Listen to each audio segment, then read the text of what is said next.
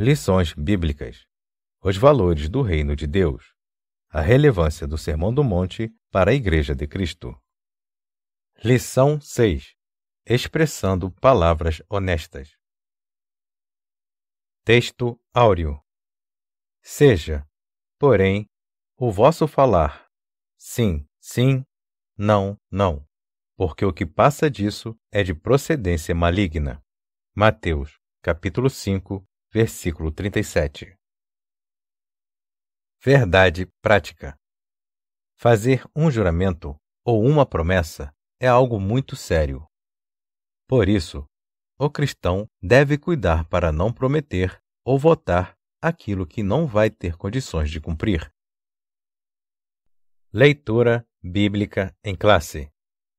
Mateus, capítulo 5, versículos de 33 a 37. Outro sim, ouvistes que foi dito aos antigos: não perjurarás, mas cumprirás teus juramentos ao Senhor. Eu, porém, vos digo que, de maneira nenhuma, jureis nem pelo céu, porque é o trono de Deus, nem pela terra, porque é o escabelo de seus pés, nem por Jerusalém, porque é a cidade do grande rei.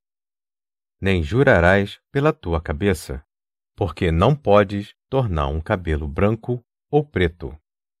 Seja, porém, o vosso falar sim, sim, não, não, porque o que passa disso é de procedência maligna.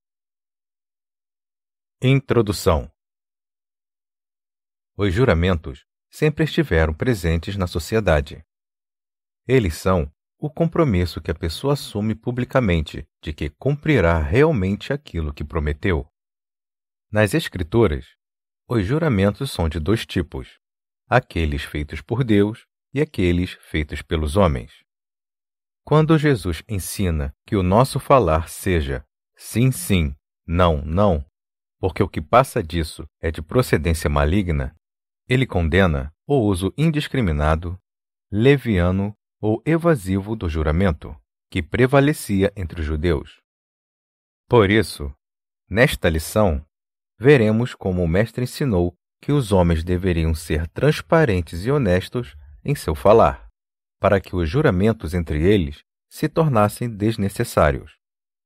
Em seu reino, a honestidade de seus membros elimina o uso dos juramentos. Tópico 1. Não devemos jurar nem pelos céus, nem pela terra. 1. A lei do juramento. De acordo com o dicionário bíblico Wycliffe, a lei mosaica enfatizou a natureza obrigatória dos juramentos e decretou o castigo para o perjurador, aquele que faz um juramento falso. O falso juramento de uma testemunha ou uma falsa afirmação com relação a uma promessa ou a alguma coisa encontrada, exigia uma oferta pelo pecado. A lei enfatizou a seriedade dos juramentos e proibiu o juramento por deuses falsos. 2. O propósito da lei do juramento. O propósito do juramento antes era benéfico. Tinha o objetivo de descobrir a verdade. Tratava-se de um apelo solene que o adorador fazia a Deus, tendo consciência de que ele era o grande juiz, onisciente e onipotente, dono de tudo, que esquadrinhava os corações de todos os homens, e que revelava o íntimo de cada um, a verdade e a sinceridade presentes no espírito do homem. Os juramentos nas Escrituras são de dois tipos: aqueles feitos por Deus e aqueles feitos pelos homens. 3.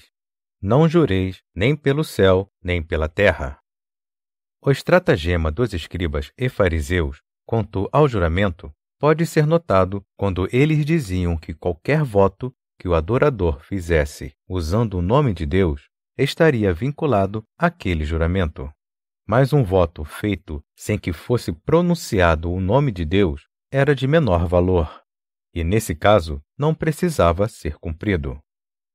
Foi contra esse procedimento dissimulado e hipócrita que Jesus os confrontou. Essa tenuidade de classificações feitas pelos escribas e fariseus entre os votos obrigatórios e não obrigatórios não tinha qualquer base.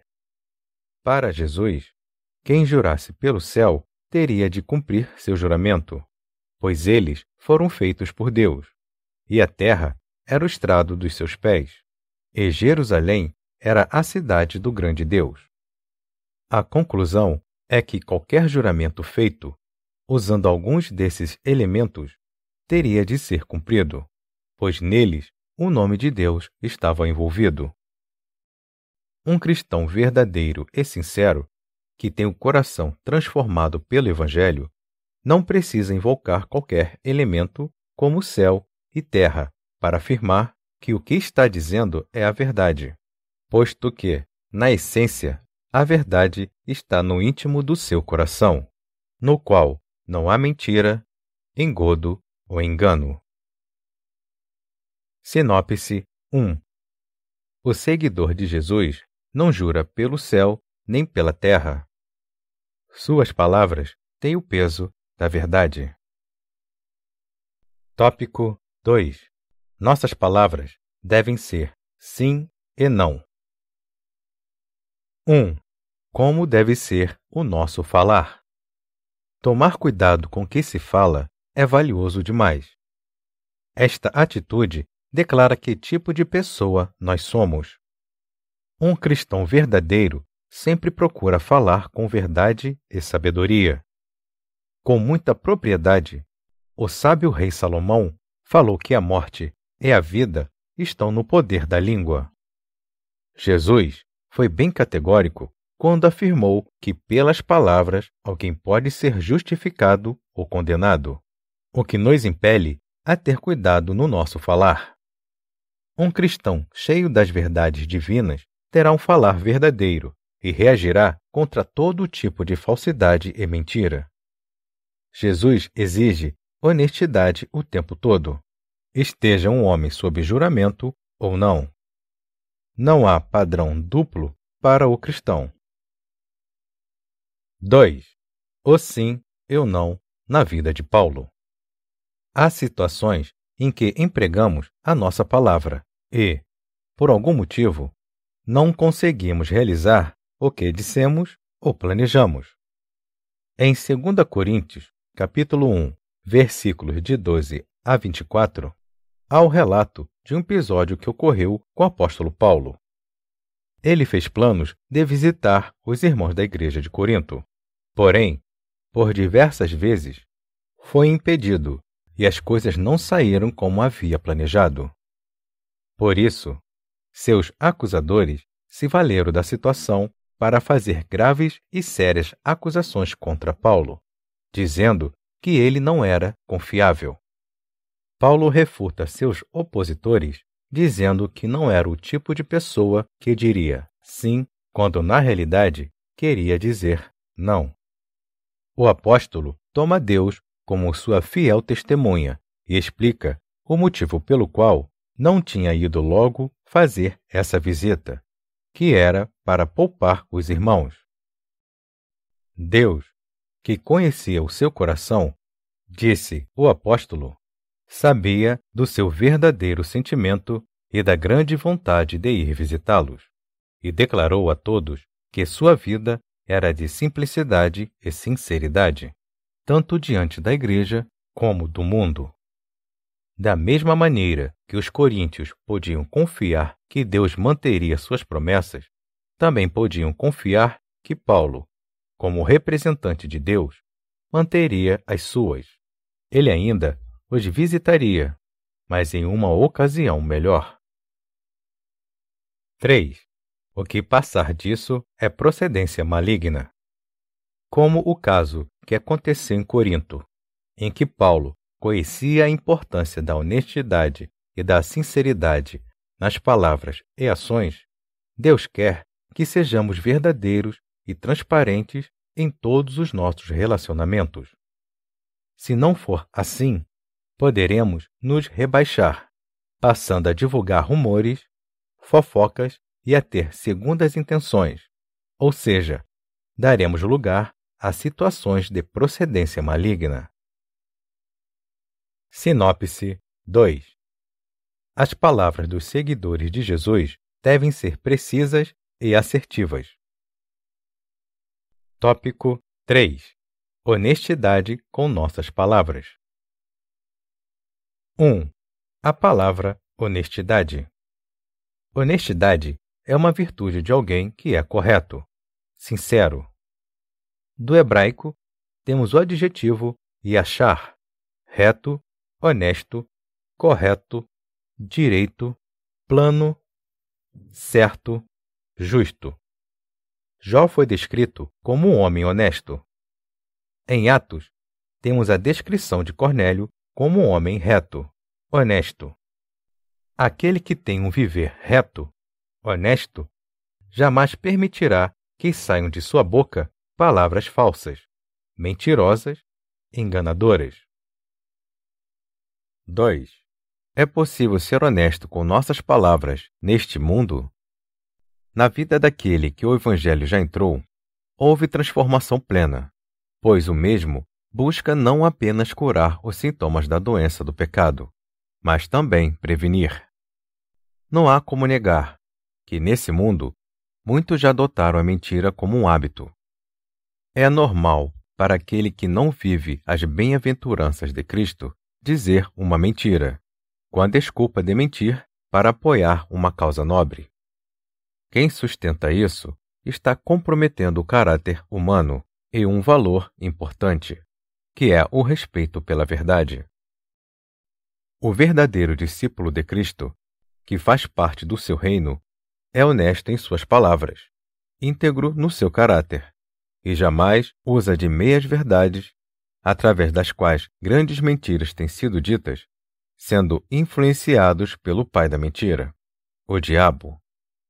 Jesus é a verdade em essência, e os que vivem nele são honestos em tudo, e seu falar é sim, sim, não, não. 3. Dando testemunho. Uma pessoa honesta revela dignidade de caráter. É honrada, digna, procede rigorosamente dentro da regra. Salomão disse que tortuoso é o caminho do homem cheio de culpa, mas reto o proceder do homem honesto. O verdadeiro cristão procura ser honesto no que fala, mantendo-se longe da falsidade e da mentira, conservando a verdade no coração e na conduta, pois esse é o seu objetivo maior. Você é conhecido por ser uma pessoa de palavra? Se dissermos a verdade durante todo o tempo, vamos nos sentir menos pressionados a apoiar nossa palavra em juramentos ou promessas. Sinopse 3. As palavras dos seguidores de Jesus devem apresentar retidão e honestidade. Conclusão. Devemos viver neste mundo como verdadeiros seguidores de Cristo, sendo honestos em tudo, em especial em nossas palavras, sem recorrermos a juramentos hipócritas, profanos e desnecessários, que buscam fundamentar as conversas do dia a dia. Antes, procuremos ser simples e objetivos, dizendo sim, sim, não, não.